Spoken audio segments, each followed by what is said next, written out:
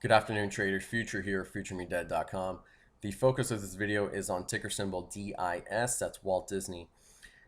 The stock is down nearly 5% today. I think it overshot 5% at one point in time, and certainly caught my eye. So I pulled up the smaller time frame. This is an intraday 30-minute candlestick time frame.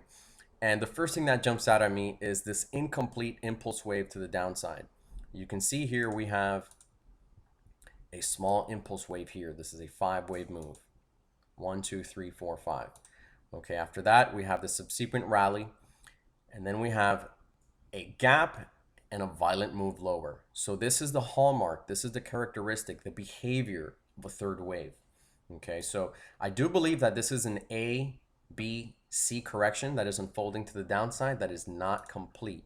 Okay, so this would be wave A. We have a counter trend move in B, and then we're working lower in C. It just tosses haphazardly here. So what I'm looking for is for this to unfold in a stair-step fashion that is typical of wave Cs. Wave Cs must always be 5 waves. So the wave count would look like such.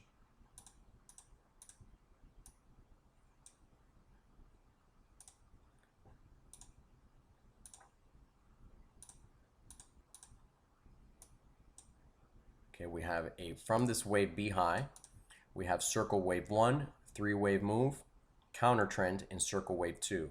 Then wave 3 is subdividing into its own 5 waves.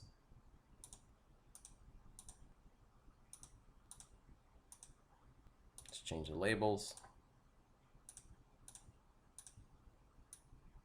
Once this is complete, that will only complete circle wave 3. We'll then have a counter trend move in 4. Possibly, if we overshoot psychological hole number 100, then it's likely that we'll test the underside. 100 will actually provide resistance, terminating wave 4, and then we move lower in circle wave 5 to complete wave C. This is the idealized Elliott wave pattern. Okay.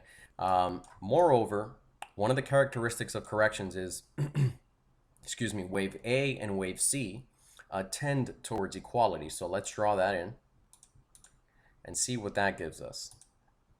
Okay, so I'll draw out the length of wave A.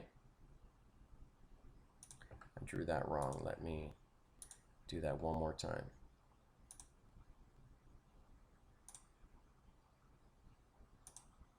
Okay, so if wave A and wave C are to be equal, that gives us a target all the way down to 93. 93.16.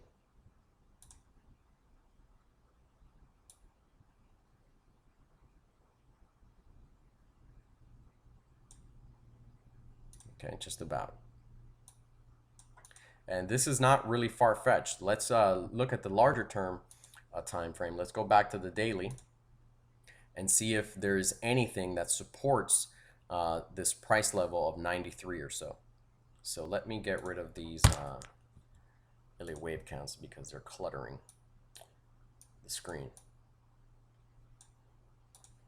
Okay, the next thing that jumps out at me, and that's how I started. I started in the intraday time frame, and the substructure is giving me a bearish bias, at least in the short term, to continue working lower. Now, I don't know, based on this, I'm not so sure we're going to retest the underside of the 200-day moving average immediately. I don't think now is the time. I do think we're going to subdivide lower, as I just stated.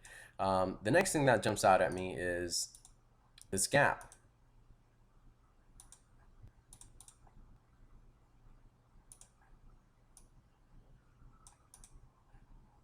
Where is this gap filled? 94.11. Okay, so let's try to stack this a little bit further. Now, from the bottom of this impulse wave,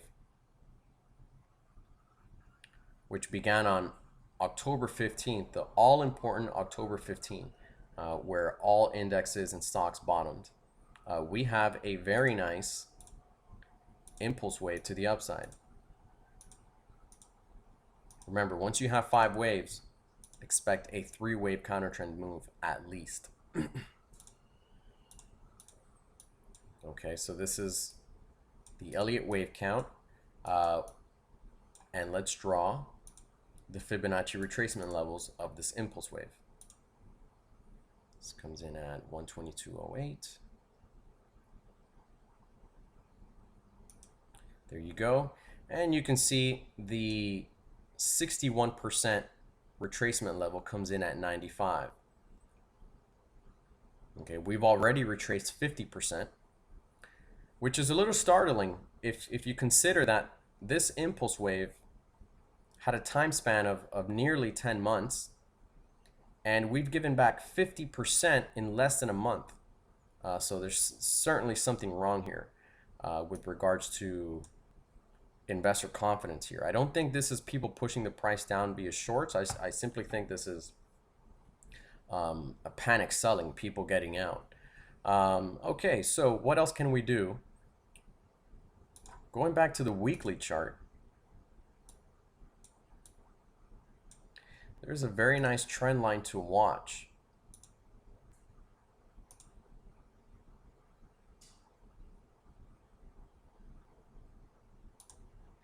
Right there. Okay, so let's go back to the daily so we can take a better look. And you can see that there is stiff support in the area between 93 and 95.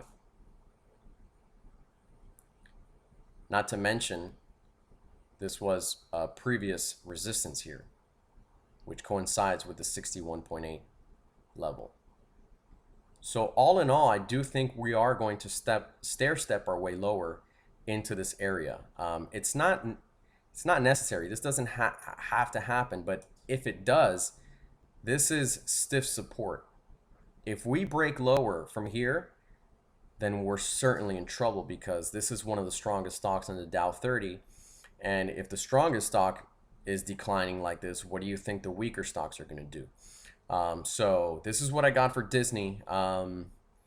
If you guys have any questions, you know where to reach me on Twitter or on FutureMeDead.com. I welcome your comments. Good luck.